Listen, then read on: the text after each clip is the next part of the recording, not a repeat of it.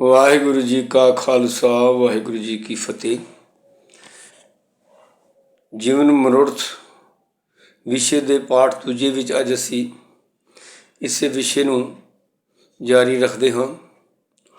ਕੱਲ੍ਹ ਅਸੀਂ ਵਿਚਾਰ ਇੱਥੇ ਸਮਾਪਤ ਕੀਤੀ ਸੀ ਕਿ ਸੰਸਾਰੀ ਕੰਮ ਧੰਦੇ, ਸੰਸਾਰੀ ਜ਼ਿੰਮੇਵਾਰੀਆਂ ਨਿਭਾਉਣੀਆਂ ਸਾਡੀ ਮਜਬੂਰੀ ਹੈ, ਕਿਉਂਕਿ ਇਹ ਸਭ ਕੁਝ ਕਰਨ ਤੋਂ ਬਿਨਾਂ ਜੀਵਨ ਸੁਖਾਲਾ ਨਹੀਂ ਗੁਜ਼ਰਦਾ।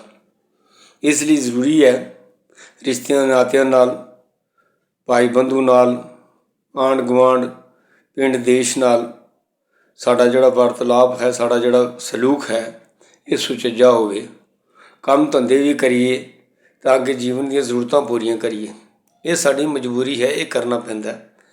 ਲੇਕਿਨ ਜੋ ਜੀਵਨ ਮਨੋਰਥ ਹੈ, ਪ੍ਰਭੂ ਦੀ ਪ੍ਰਾਪਤੀ ਕਰਨੀ, ਆਤਮਾ ਪਰਾਤਮਾ ਦੀ ਸਾਂਝ ਬਣਾਉਣੀ, ਇਹ ਮਜਬੂਰੀ ਨਹੀਂ ਹੈ, ਇਹ ਜੀਵਨ ਦਾ ਮਨੋਰਥ ਹੈ, ਇਹ ਜੀਵਨ ਦਾ ਲਕਸ਼ ਹੈ। ਇਨਸਾਨੀ ਜੀਵਨ ਦਾ ਖਾਸ ਕਰਕੇ ਇਹ ਲਕਸ਼ ਕੇਵਲ ਇਨਸਾਨੀ ਜੀਵਨ ਵਿੱਚ ਹੀ ਆ ਕੇ ਹੋ ਸਕਦਾ ਹੈ। ਹੋਰ ਜੀਵ ਜੰਤੂ ਜਿਹੜੇ ਨੇ ਉਹਨਾਂ ਦੀ ਇੰਨੀ ਵਿਕਸਿਤ ਬੁੱਧੀ ਨਹੀਂ ਕਿ ਇਹ ਆਤਮਾ ਪਰਾਤਮਾ ਇੱਕ ਕਰਕੇ ਉਸ ਉੱਚੇ ਆਤਮਿਕ ਮਰਤਬੇ ਦੇ ਪਹੁੰਚ ਸਕਣ। ਇਸ ਲਈ ਗੁਰਬਾਣੀ ਨੇ ਜੀਵਨ ਦਾ ਜੋ ਮਨੋਰਥ ਹੈ ਉਹ ਇਹ ਦ੍ਰਿੜ ਕਰਵਾਇਆ ਕਿ ਆਤਮਿਕ ਜੋਤ ਜੋ ਸਾਡੇ ਸਰੀਰ 'ਚ ਬੈਠੀ ਹੈ ਅੰਸ਼ ਰੂਪ ਵਿੱਚ, ਇਸ ਨੂੰ ਪਰਮ ਆਤਮਾ ਨਾਲ ਜੋੜਨ ਦੇ ਜੋ ਸਾਧਨ ਹਨ, ਜੋ ਮਾਰਗ ਹੈ, ਉਹ ਹੈ ਧਰਮ, ਅਤੇ ਉਸ ਨੂੰ ਅਪਣਾਉਣਾ ਜੀਵਨ ਦਾ ਮਨੋਰਥ ਹੈ। ਪ੍ਰਭੂ ਪਰਮਾਤਮਾ ਨਾਲ ਇੱਕਮਿਕ ਹੋਣਾ ਸਾਡੇ ਜੀਵਨ ਦਾ ਜੋ ਇਹ ਆਧਾਰ ਹੈ। ਜਿਸ ਪਰਮਾਤਮਾ ਨੇ ਜਿਸੇ ਸਾਜ ਨਿਵਾਜਿਆ ਤਿਸੇ ਸਿਉ ਰੁਚ ਨਾਹੀ, ਪਰ ਇਨਸਾਨ ਦੀ ਹਾਲਤ ਇਹ ਹੈ ਕਿ ਜਿਸ ਪਰਮਾਤਮਾ ਨੇ ਇੰਨਾ ਸੋਹਣਾ ਸਰੀਰ ਦੇ ਕੇ ਸਾਨੂੰ ਨਿਵਾਜਿਆ, ਤਿਸੇ ਸਿਉ ਰੁਚ ਨਾਹੀ, ਸਾਡੀ ਉਸੇ ਨਾਲ ਹੀ ਰੁਚੀ ਨਹੀਂ ਹੈ। ਆਨ ਰੁਤੀ ਆਨ ਬੁਈਐ ਫਲ ਨਾ ਫੁੱਲੈ ਤਾਹੀਂ। ਰੁੱਤ ਕੋਈ ਹੋਰ ਹੋਵੇ, ਅਸੀਂ ਫਸਲ ਕੋਈ ਹੋਰ ਬੀਜ ਲਈਏ, ਉਹ ਫਸਲ ਸਹੀ ਲਾਭ ਨਹੀਂ ਦਿੰਦੀ। ਸਹੀ ਰੁੱਤ ਹੋਵੇ, ਸਹੀ ਮੌਸਮ ਹੋਵੇ, ਜ਼ਮੀਨ ਤਿਆਰ ਹੋਵੇ, ਫਿਰ ਅਸੀਂ ਮੌਸਮੀ ਬੀਜ ਬੀਜਦੇ ਹਾਂ ਅਤੇ ਫਸਲ ਕੱਟਦੇ ਹਾਂ। ਅਤੇ ਇਹ ਜੀਵਨ ਜਿਹੜਾ ਮਿਲਿਆ ਇਨਸਾਨੀ ਜੀਵਨ, ਇਹ ਵੀ ਇੱਕ ਵੱਤ ਲੱਗੀ ਹੋਈ ਪੈਲੀ ਵਾਂਗ ਹੈ। ਰੇ ਮਨ ਵੱਤਰ ਬੀਜਨ ਨਾਉ, ਵੱਤਰ ਲੱਗਾ ਹੋਇਆ ਇਹ ਜੀਵਨ ਸਾਨੂੰ ਇਨਸਾਨੀ ਮਿਲਿਆ ਹੈ। ਅਤੇ ਇੱਥੇ ਨਾਮ ਦਾ ਬੀਜ ਬੀਜਣ ਲਈ ਸਮਾਂ ਹੈ। ਰੇ ਮਨ ਵੱਤਰ ਬੀਜਨ ਨਾਉ, ਨਾਮ ਬੀਜ ਬੀਜਣ ਦਾ ਇਹ ਵੇਲਾ ਮਿਲਿਆ ਹੈ। ਅਤੇ ਜੇ ਤੂੰ ਇਸ ਬੀਜ ਬੀਜ ਕੇ ਇਹ ਖੇਤੀ ਗਿਆਨ ਦੀ, ਆਤਮਿਕ ਜੀਵਨ ਦੀ ਉਪਜਾਏਗਾ, ਬੋਏ ਖੇਤੀ ਲਾਏ ਮਨਵਾ, ਜੇ ਮਨ ਲਾ ਕੇ ਇਹ ਖੇਤੀ ਤੂੰ ਬੀਜੇਗਾ, ਭਲੋ ਸਮੋ ਸੁਭਾਓ, ਤੇਰੇ ਜੀਵਨ ਦਾ ਸਮਾਂ ਵੀ ਸੁਖਾਲਾ ਬੀਤੇਗਾ। ਅਤੇ ਇਹਦਾ ਸੁਭਾਅ ਭਾਵ, ਇਹਦਾ ਸੁੱਖ, ਇਹਦਾ ਆਨੰਦ, ਇਹਦੀ ਪ੍ਰਾਪਤੀ ਜੋ ਹੈ, ਇਹਦਾ ਜੋ ਫਲ ਹੈ, ਉਹ ਵੀ ਬਹੁਤ ਵਧੀਆ ਮਿਲੇਗਾ ਤੈਨੂੰ। ਇਸ ਲਈ ਭਾਈ ਇਹ ਦੁਨਿਆਵੀ ਕੰਮ ਧੰਦਿਆਂ ਵਾਲੇ ਪਾਸੋਂ ਥੋੜ੍ਹਾ ਜਿਹਾ ਆਪਣੇ ਆਪ ਨੂੰ ਸੁਚੇਤ ਕਰਕੇ, ਇਹਨਾਂ ਵੱਲੋਂ ਮਨ ਥੋੜ੍ਹਾ ਹਟਾ ਕੇ ਤੂੰ ਨਾਮ ਬਾਣੀ ਦਾ ਵੀ ਅਭਿਆਸ ਕਰ। ਅਸੀਂ ਇਹ ਵੀ ਵਿਚਾਰ ਕੀਤੀ ਸੀ ਕਿ ਬਾਕੀ ਜੀਵ ਜੰਤੂ ਵੀ ਇਹ ਸਾਰੇ ਕੰਮ ਕਰਦੇ ਨੇ। ਉਹ ਬੱਚੇ ਪੈਦਾ ਕਰਦੇ ਨੇ, ਉਹਨਾਂ ਦੀ ਪਾਲਣਾ ਕਰਦੇ, ਬੱਚੇ ਨਾਲ ਪਿਆਰ ਕਰਦੇ ਨੇ, ਇੱਕ ਦੂਜੀਆਂ ਸਾਂਝਾਂ ਬਣਾ ਕੇ ਰੱਖਦੇ ਨੇ।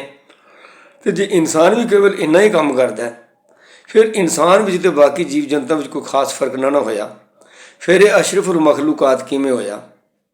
ਫਿਰ ਇਸ ਧਰਤੀ ਮੇਂ ਤੇਰੀ ਸਿਕਦਾਰੀ ਵਾਲੀ ਗੱਲ ਕਿਵੇਂ ਹੋਈ? ਇਹ ਤਾਂ ਬਾਕੀ ਜਾਨਵਰਾਂ ਵਰਗੀ ਜ਼ਿੰਦਗੀ ਜੀਵ ਰਿਹਾ ਹੋਵੇ ਤਾਂ ਫਿਰ ਤਾਂ ਕੋਈ ਖਾਸ ਪ੍ਰਾਪਤੀ ਨਹੀਂ ਕੀਤੀ, ਜੀਵਨ ਮਨੋਰਥ ਪੂਰਾ ਨਹੀਂ ਕੀਤਾ।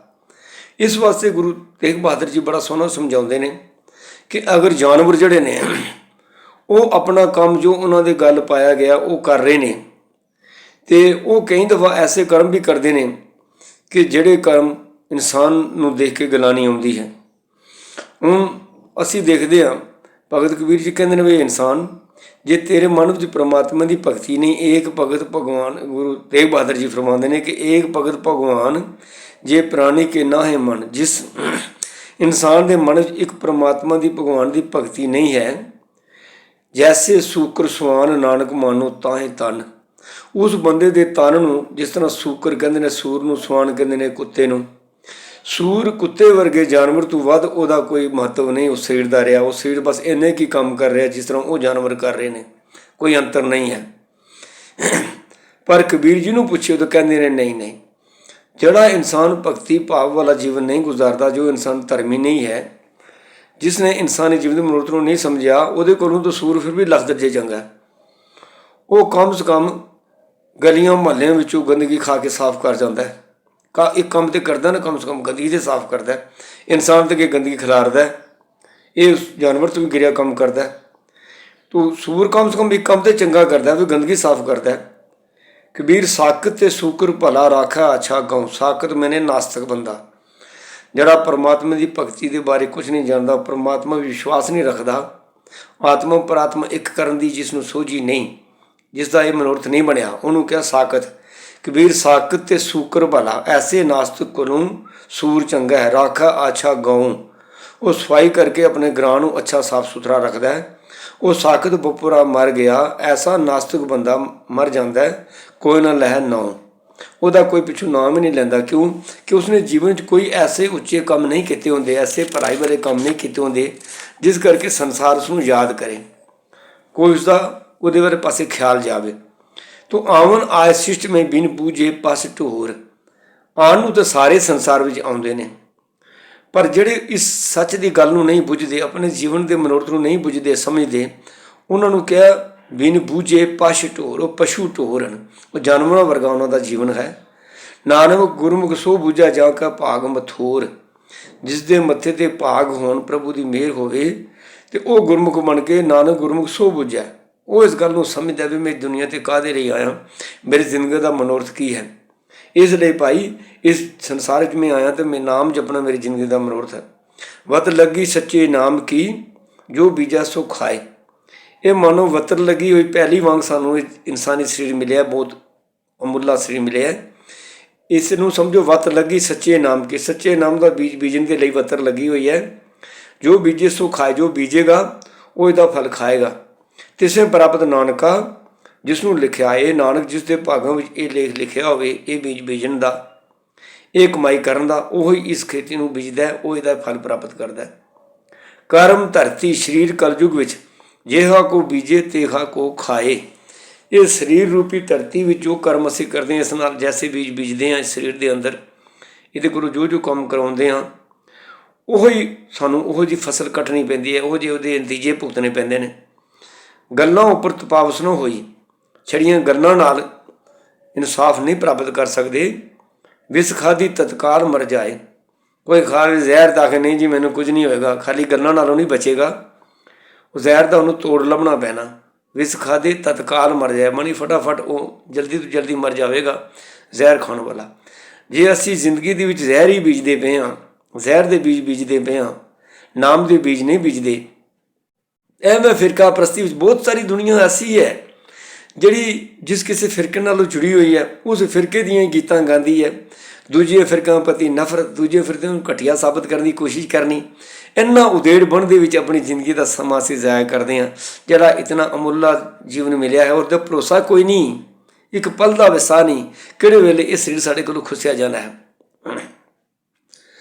ਕਰਮ ਭੂਮੇ ਬੋ ਨਾਮ ਪੂਰਨ ਹੋਏ ਤੁਮਾਰਾ ਕਾਮ, ਇਹ ਕਰਮ ਭੂਮੀ ਜੋ ਤੁਹਾਨੂੰ ਮਿਲੀ ਹੈ, ਇਹਦੇ ਵਿੱਚ ਪਰਮਾਤਮਾ ਦੇ ਨਾਮ ਦਾ ਬੀਜ ਬੀਜੋ, ਪੂਰਨ ਹੋਏ ਤੁਮਾਰਾ ਕਾਮ, ਤੇਰਾ ਕੰਮ ਜੀਵਨ ਦਾ ਜਿਹੜਾ ਸਹੀ ਕੰਮ ਤੂੰ ਆਇਆ ਹੈ ਇਹ ਤੇਰਾ ਪੂਰਾ ਹੋਵੇ, ਨਹੀਂ ਤੇ ਅਵਰ ਕਾਜ ਤੇਰਾ ਕਿਤਾ ਨਾ ਕੰਮ। ਫਲ ਪਾਵੇਂ ਮਿਟੈ ਜਮ ਤਰਾਸ, ਇਹ ਸੱਚੇ ਨਾਮ ਦਾ ਫਲ ਪ੍ਰਾਪਤ ਕਰੇਗਾ ਤੇ ਜੰਮਾਂ ਦਾ ਤਰਾਹ ਪਾ ਮੋਹ ਦਾ ਡਰ ਤੈਨੂੰ ਭੁੱਲ ਜਾਏਗਾ। ਨਿਤ ਗਾਵੇਂ ਹਰ ਹਰ ਗੁਣ ਜਾਸ, ਜੇ ਉਸ ਪਰਮਾਤਮਾ ਦਾ ਜਸ ਪ੍ਰਭੂ ਦੇ ਗੁਣ ਗਾਏਗਾ। ਤੋ ਇਹ ਜ਼ਰੂਰੀ ਹੈ ਕਿ ਜੀਵਨ ਦਾ ਮਨੋਰਥ ਗੁਰਬਾਣੀ ਨੇ ਇਹ ਸਾਨੂੰ ਸਮਝਾਇਆ ਕਿ ਇੱਕ ਪਰਮਾਤਮਾ ਦਾ ਨਾਮ ਮਨ ਵਿੱਚ ਯਾਦ ਰੱਖ ਕੇ, ਪਰਮਾਤਮਾ ਦੀ ਹਸਤੀ ਦਾ ਅਹਿਸਾਸ ਆਪਣੇ ਅੰਦਰ ਜਗਾ ਕੇ, ਉਸ ਪਰਮਾਤਮਾ ਦੀ ਹਜ਼ੂਰੀ ਵਿੱਚ ਵਿਚਰਨਾ। ਪਰਮਾਤਮਾ ਦੀ ਹਜ਼ੂਰੀ ਵਿੱਚ ਕੀ ਵਿਚਰਨਾ ਹੈ? ਰੱਬ ਨੂੰ ਹਾਜ਼ਰ ਨਾਜ਼ਰ ਰੱਖੀਏ। ਅਤੇ ਜੇ ਇਹ ਅਹਿਸਾਸ ਹੀ ਹੋਏ ਕਿ ਪਰਮਾਤਮਾ ਦੇ ਦਰ 'ਤੇ ਸਦਾ ਇਨਸਾਫ ਹੁੰਦਾ ਹੈ, ਮਾੜੇ ਕਰਮਾਂ ਦਾ ਮਾੜਾ ਫਲ ਭੁਗਤਣਾ ਪੈਂਦਾ ਅਤੇ ਚੰਗੇ ਕੰਮਾਂ ਦਾ ਚੰਗੇ ਫਲ ਮਿਲਦੇ ਹਨ, ਤਾਂ ਫਿਰ ਉਸਨੂੰ ਹਾਜ਼ਰ ਨਾਜ਼ਰ ਸਮਝ ਕੇ ਅਸੀਂ ਮਾੜਾ ਕੰਮ ਨਹੀਂ ਕਰ ਸਕਦੇ। ਕੋਈ ਵੀ ਮਾੜਾ ਕੰਮ ਇਨਸਾਨ ਕਰਦਾ ਉਹ ਸੰਸਾਰ ਕੋਲੋਂ ਛੁਪ ਲੁਕ ਕੇ ਕਰਦਾ, ਪਰ ਉਸਨੂੰ ਇਹ ਅਹਿਸਾਸ ਨਹੀਂ ਹੁੰਦਾ ਕਿ ਪਰਮਾਤਮਾ ਮੇਰੇ ਅੰਗ ਸੰਗ ਹੈ, ਉਹ ਮੇਰੇ ਹਰ ਕਰਮ ਨੂੰ ਦੇਖਦਾ ਜਾਣਦਾ। ਤੂੰ ਪਰਮਾਤਮਾ ਨੂੰ ਯਾਦ ਕਰਨ ਤੋਂ ਮਤਲਬ ਹੈ ਉਸ ਦੀ ਹਾਜ਼ਰੀ ਵਿੱਚ, ਉਸ ਦੀ ਹਜ਼ੂਰੀ ਵਿੱਚ ਕੰਮ ਕਾਜ ਕਰਨੇ, ਉਸ ਦੀ ਹਜ਼ੂਰੀ ਵਿੱਚ ਕਰਮ ਕਰਨੇ, ਤਾਂ ਕਿ ਇਸ ਅਹਿਸਾਸ ਨਾਲ ਕਿ ਮੇਰੇ ਕਰਮ ਉਹਦੇ ਕੋਲੋਂ ਛੁਪੇ ਨਹੀਂ ਹਨ, ਅਤੇ ਫਿਰ ਉਹ ਬੁਰੇ ਕਰਮ ਕਰਨ ਤੋਂ ਇਨਸਾਨ ਰੁਕੇਗਾ। ਗੁਰਬਾਣੀ ਵਿੱਚ ਇਸੇ ਵਾਸਤੇ ਸਰੀਰ ਦੇ ਹਰ ਅੰਗ ਨਾਲ ਅਸੀਂ ਕੀ ਕਰਮ ਕਰਨੇ ਨੇ, ਹਰ ਅੰਗ ਦਾ ਕੀ ਮਨੋਰਥ ਹੈ, ਕਿਉਂ ਲਗਾਇਆ ਗਿਆ ਸਰੀਰ ਨਾਲ, ਇਹ ਵੀ ਸਮਝਾਇਆ ਗਿਆ। ਸਾਹ ਰਸਨਾ ਧਨ ਧਨ ਹੈ ਮੇਰੀ ਜ਼ਿੰਦੜੀ, ਗੁਣ ਗਾਵੇ ਹਰ ਪ੍ਰਭ ਕੇਰੀ ਰਾਮ। ਇੱਥੇ ਰਸਨਾ ਤੋਂ ਭਾਵ ਜ਼ੁਬਾਨ। ਜ਼ੁਬਾਨ ਕਿਹੜੀ ਸਫਲੀ ਹੈ?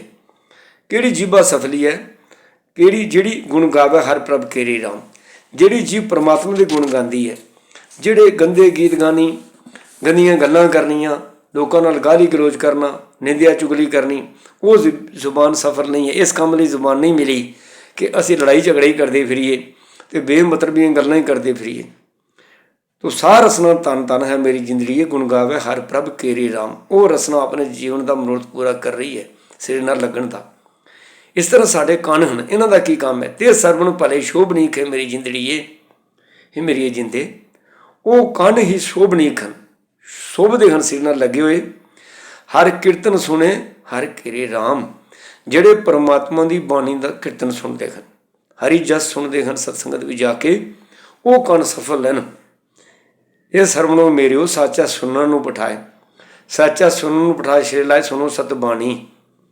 ਇਸੇ ਤਰ੍ਹਾਂ ਅਸੀਂ ਅਗਲੇ ਵਿਸ਼ੇ ਵਿੱਚ ਸਰੀਰ ਦੇ ਹੋਰ ਅੰਗਾਂ ਦੇ ਬਾਰੇ ਵੀ ਵਿਚਾਰ ਕਰਾਂਗੇ। ਅੱਜ ਦੀ ਸਮੇਂ ਦੀ ਸਮਾਪਤੀ ਕਰਦੇ ਹਾਂ। ਵਾਹਿਗੁਰੂ ਜੀ ਕਾ ਖਾਲਸਾ, ਵਾਹਿਗੁਰੂ ਜੀ ਕੀ ਫਤਿਹ।